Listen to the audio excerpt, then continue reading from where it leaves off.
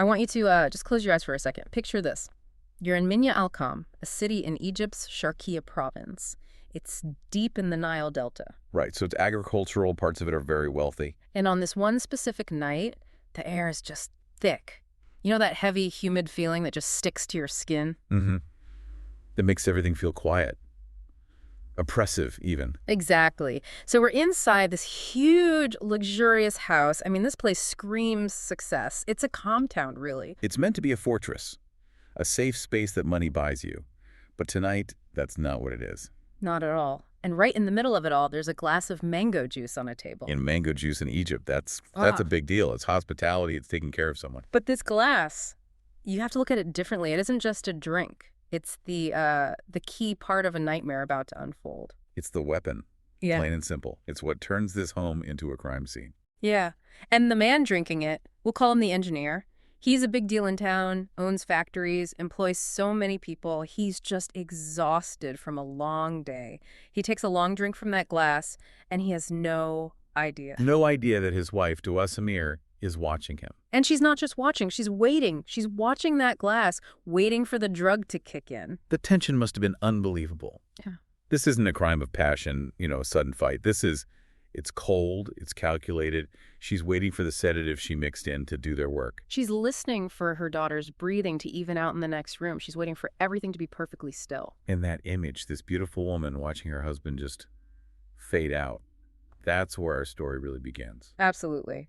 Because Doaa wasn't just any wife. They called her the Queen of Beauty. So the mission for this deep dive is really how? How does the Princess of Sharqia, a woman with everything, orchestrate one of the most brutal betrayals imaginable? I mean, this case really just pulls back the curtain on the perfect life, doesn't it? We see people with beauty and money, and we just assume they're happy. We project contentment onto them. Exactly. But with Doaa Samir, underneath all of that polish was, well, it was something that shocked the entire country. So let's peel back those layers. Who was she before all this? Her reputation in the community is, I think, central to the story. Oh, it's everything. Minya al-Qam is a place where your family name matters. Everyone knows everyone. And Doaa, she had the money, sure, but she also had this incredible social status. The Queen of Beauty of Sharqia. Right. And that's not just some cutesy nickname. Yeah. In a town like that, a label like that, it defines you. It becomes who you are. It sounds like it could be a kind of psychological trap if everyone tells you you're a princess your whole life. You start to believe the world owes you a kingdom. Precisely. It can breed a certain kind of narcissism, where you believe the rules. Well, they're for other people, not for you. But even a princess has her own problems. Let's go back to her college years, because that's where this whole tragedy really starts. She falls in love. A classic story. Yeah. A young man from the same town. They're deeply in love, but there's a huge problem. Class. The class divide. He was from a poor, simple family. She was local royalty. When he tried to propose, her family just, they shut it down instantly. Yeah. Wasn't even a conversation. He wasn't good enough. And that rejection, that's the first domino, isn't it? He leaves the country heartbroken, probably trying to make a fortune to prove them wrong. And while he's gone, Doaa moves on, at least on the surface. She marries the man who becomes our victim. The engineer. The engineer. And on paper, I mean, he was the perfect match. Yeah. Wealthy, respected. He could give her the life everyone thought she deserved. And from everything we can tell, he absolutely adored her. He built her a beautiful home, gave her every luxury. They even had a daughter who looked just like Doaa. For 2 years, it looked like a fairy tale. But here's the thing about a relationship that's more of a transaction than a romance. The foundation is weak.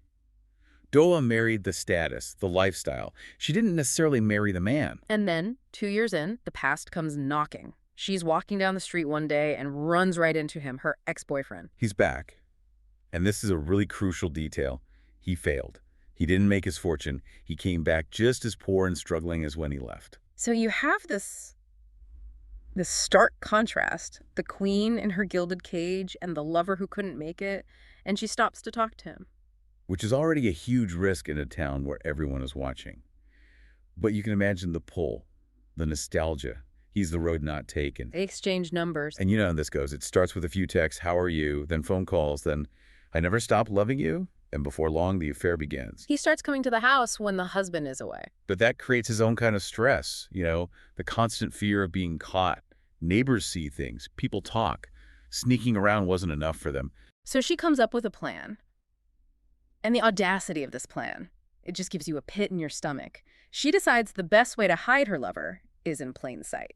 It's the Trojan horse strategy. It's so manipulative. She goes to her husband and tells him about this young man who needs a job. But she lies about who he is. Completely. She says, he's the brother of a friend of mine. He's a good kid, just struggling. Can you help him out? And her husband, the engineer, he says no at first. He's a businessman. He says, I have enough employees. I'm not running a charity. Which is fair enough. Yeah.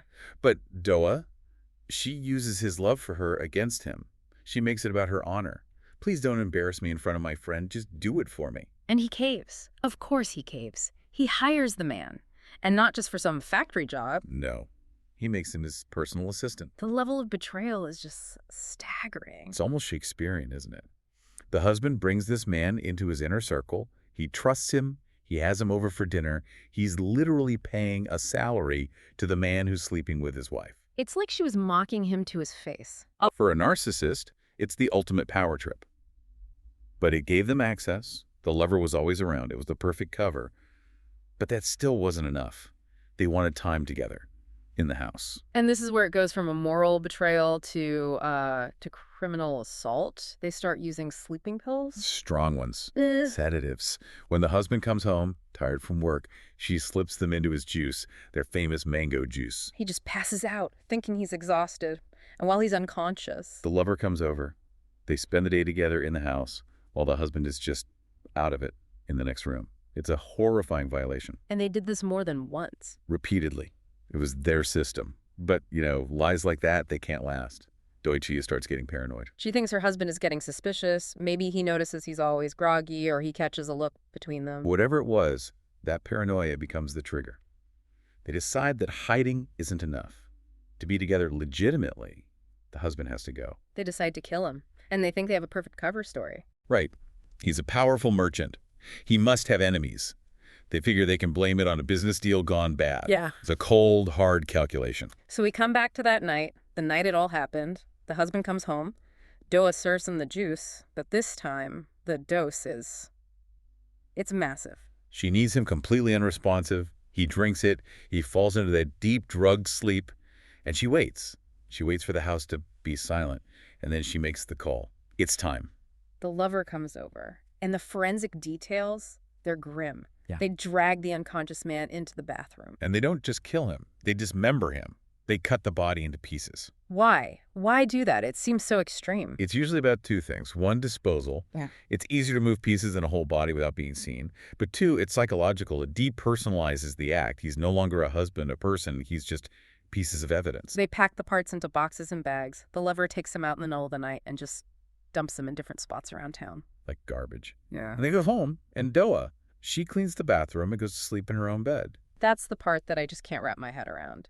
The ability to compartmentalize that, to sleep in the house where you just did that. It suggests a complete shutdown of empathy, a total disconnect from reality. The next morning, of course, it's chaos. The body parts are found, the police arrive, and Doaa puts on an Oscar-worthy performance. The grieving widow, screaming, collapsing. She plays the part to perfection. And when they ask who could have done this, she points them straight toward his business rivals. And for a while, it works. The police are looking at competitors. The whole town is reeling. But the investigation stalls until one officer notices something everyone else missed. The child. The little girl. He sees her sitting alone, probably just terrified and confused, and he just gently starts talking to her. It's smart policing.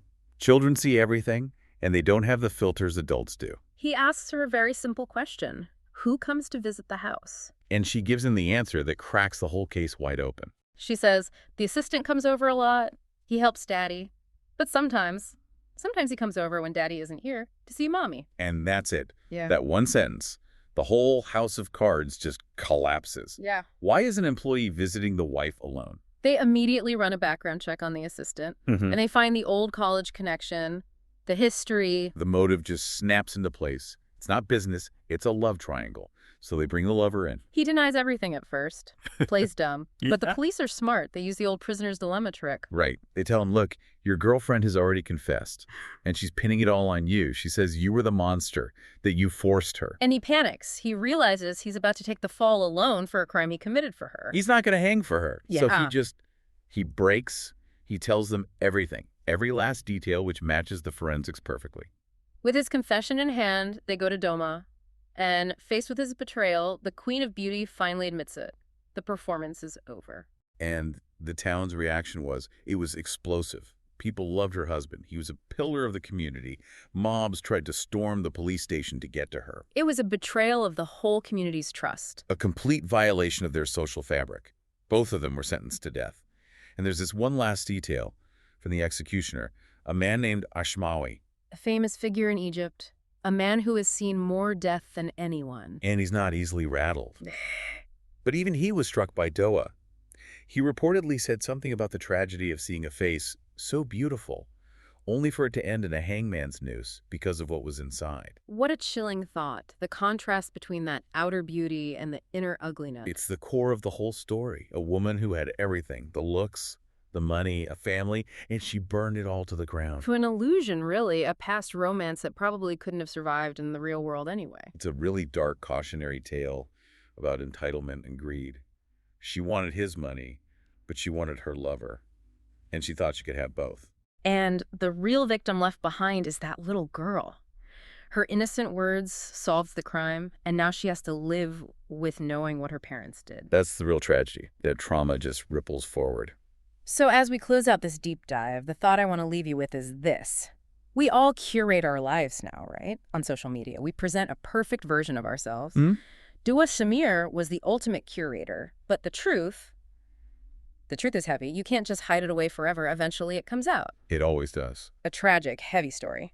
We'll be back next time with another deep dive. Until then, stay curious. Goodbye, everyone.